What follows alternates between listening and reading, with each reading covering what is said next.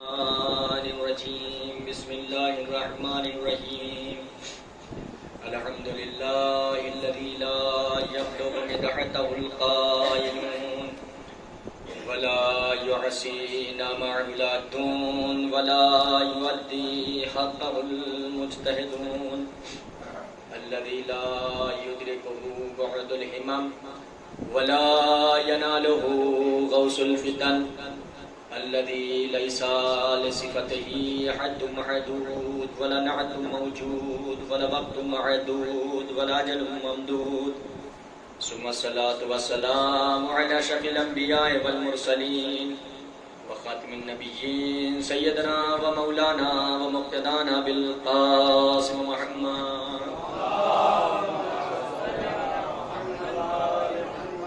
وعلى البيت الطيبين الطاهرين المعصومين المنتجبين المنتخبين ولعنة الله على أعدائهم أجمعين أما بعد فقد قال رسول الله صلى الله عليه وآله وسلم هذا حسين فارفوا صلوات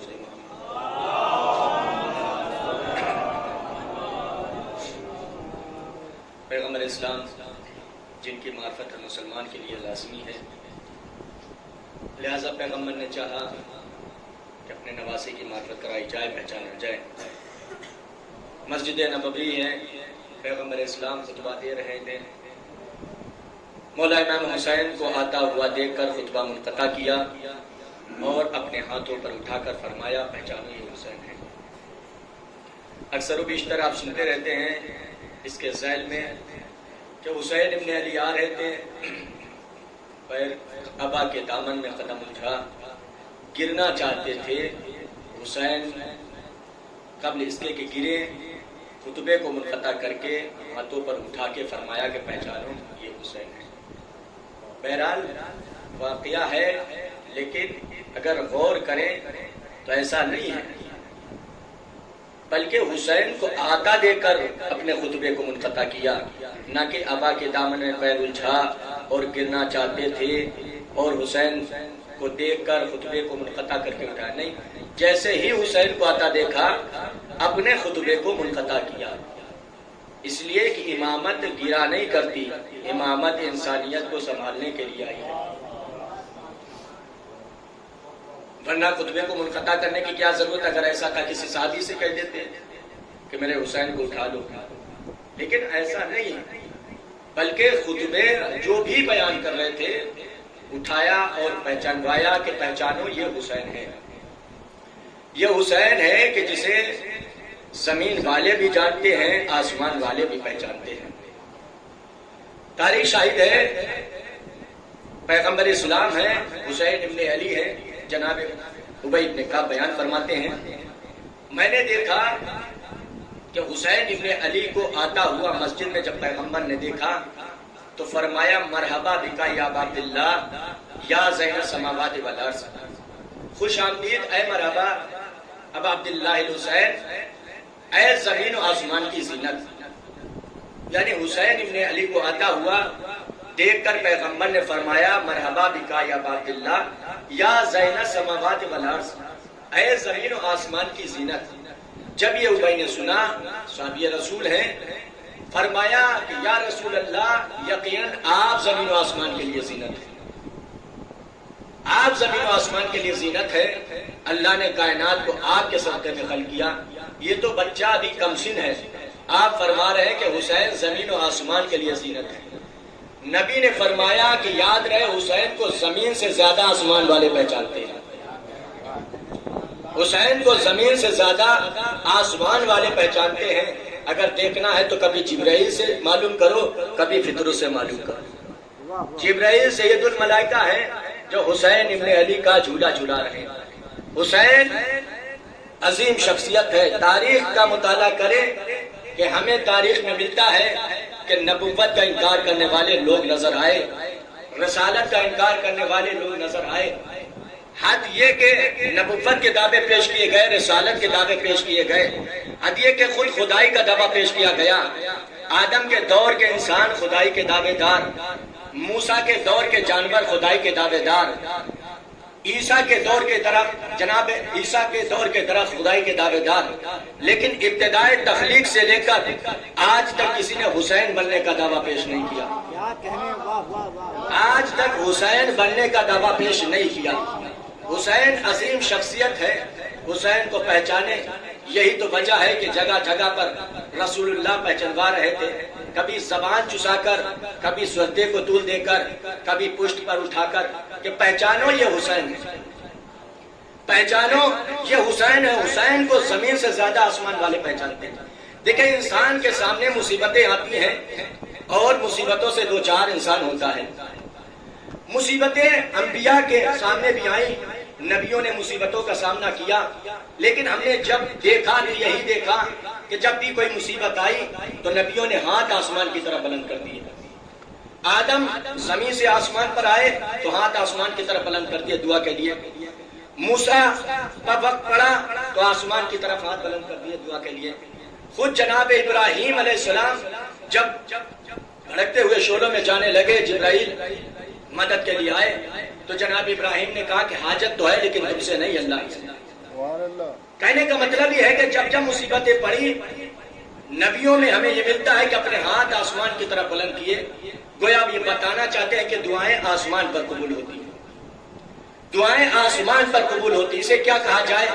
ہم نے تو زمین پر دعائیں قبول ہوتے دیکھی، ہمیں تو زمین پر دعائیں قبول ہوتے دیکھی، کبھی فطرس کی شکل میں، کبھی راہب کی شکل میں، کبھی حر کی شکل میں۔ ہم تو یہ سمجھتے ہیں کہ آسمان پر دعائیں قبول ہوتی ہیں، لیکن ہم نے تو زمین پر دیکھا کبھی فطرس کی شکل میں، کبھی راہب کی شکل میں، کبھی حر کی شکل میں۔ عجب نہیں آواز قدرت ہے نادان تجھے نہیں پتا، جب تک حسین عرش پر تھا دعائیں عرش پر قبول ہوتی تھی، جب سے حسین فرش پہ آ گیا دعائیں فرش پر قبول ہونے لگی۔ صلوات بھیج رہے محمد و آل محمد۔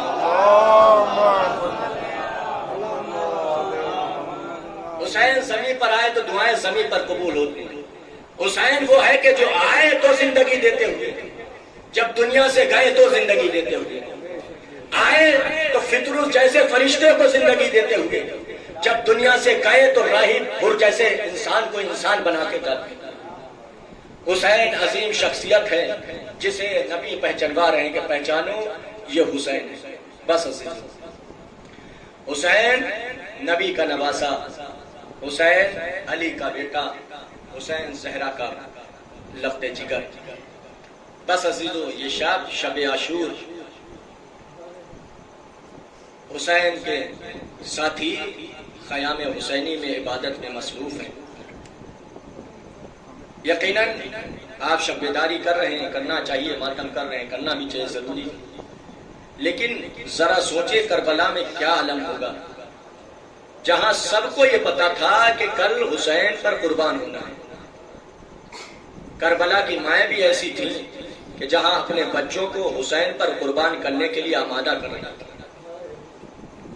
حسین دیکھ رہے تھے کہ اکبر ام لیلہ کے سامنے بیٹھے ہوئے ہیں، ام لیلہ سمجھا رہی میرے لال یہ آخری شب ہے، میرے لال یہ آخری شب ہے، کل اپنی جان حسین پر قربان کر دینا۔ ادھر ام فروا ہے جو قاسم کو سمجھا رہی ہیں میرے لال دولہا تو ماں نہ بنا سکی، دولہے کی شبیہ دیکھنا چاہتی ہے، چچا پر اپنی جان قربان کر دینا۔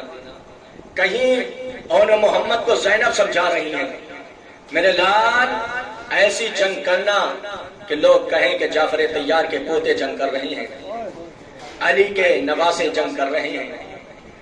روایت میں ملتا ہے بیویاں اپنے بچوں کو آمادہ کر رہی تھی، لیکن ایک ماں تھی جو یہ کہہ رہی تھی میرے لال اصغر یہ بتاؤ تم حسین کی کیسے نصرت کرو گے، میرے لال بتاؤ تم حسین کی کیسے نصرت کرو گے، قدموں سے چل نہیں سکتے، تلوار اٹھا نہیں سکتے۔ عجب نہیں شہزادہ اصغر فرمائے اماں وقت تو آنے تو میری جنگ سب سے منفرد ہوگی، ماں وقت تو آنے تو میری جنگ سب سے منفرد ہوگی۔ ہاں وہ وقت بھی آیا کہ کربلا کی سرزمین حسین کے جگر کے ٹکڑوں سے سج گئی، عباس حسین پر قربان ہو گئے، علی اکبر حسین پر قربان ہو گئے، اور محمد اپنی جانیں نچھاور کر چکے، قاسم حسین پر قربان ہو گئے. اب حسین ہے، حسین کی تنہائی ہے، حسین ہے، حسین کی بے کسی ہے، حسین ہے، حسین کی غربت ہے. ایک مرتبہ حسین آواز بلند کرتے ہیں، حل من ناصر ینصرنا، حل من ناصر ینصرنا، حل من مغیث یغیثنا. ہے کوئی جو حسین کی مدد کرے، ہے کوئی جو حسین کی آواز پر لبیک کہے. ادھر صدا کا آواز کا بلند کرنا تھا کہ اصغر نے اپنے سو جھولے سے گرایا. خیام حسینی میں گریا بلند ہوا. حسین نے فرمایا بہن زینب یہ کون سی مصیبت آن پڑی؟ ارے حسین کی زندگی میں رونا کیسا بھیا؟ آپ کی آواز استغاثہ کا بلند کرنا تھا کہ اصغر نے اپنے کو جھولے سے گرا دیا. ہاں بہن، حسین سمجھ گیا میرا اصغر کا مقصد کیا ہے. حسین آئے، اصغر کو لیا. آزادارو علماء بیان کرتے ہیں کیا کیفیت تھی اصغر کی، ملاحظہ کرو گے. شب عاشور اصغر کی کیفیت یہ تھی کہ پیاس کی شدت ایسی تھی کہ اصغر کبھی منہ بند کرتے تھے، کبھی منہ کھولتے تھے. اللہ اکبر، ایسی شدت تھی پیاس کی. نہ جانے حسین نے اصغر کو کیسے اپنے سینے سے لگایا، ابا کا دامن چھپایا.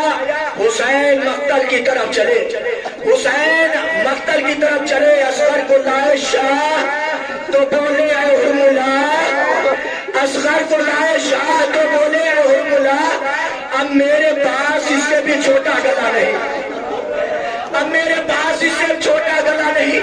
حسین آئے، عزاداروں آنے کے بعد حسین فرماتے ہیں اے ظالموں، اے ناکارو سنو، اگر تمہاری نگاہ میں حسین قصوروار ہے، اس بچے کا تو کوئی قصور نہیں، اسے ایک قطرہ آب پلا دو. عزیزوں کوئی جواب نہیں آیا، جلدی زمین پر لٹا دیا، کوئی جواب نہیں آیا. حسین نے اصغر کو آغوش میں لیا، میرے لال آخری حجت خدا ہو، حجت تمام کر دو. حسین کا یہ کہنا تھا. اصغر نے اپنی زبان کو، سوکھی ہوئی زبان کو پھیرا. ظالمین میں گریا بلند ہوا. آواز آئی اینا اینا حرملا، یکتا کلام الحسین. حرملا آیا، تیر کو کمان میں جوڑا. علماء سے آپ سنتے رہتے ہیں کہ 3 بھال کا تیر تھا. عزیزوں 3 بھال کا تیر، ارے وہ تیر جس سے جانور ذبح کیے جاتے تھے، جس سے جانور رہ کیا جاتے تھے. ہائے جانور، ہائے شرماری اصغر. صبر کرو میرے بھائی، عزاداروں. ادھر حرملا نے تیر چلو کمان میں لگایا. روایت میں ملتا ہے ام رباب نے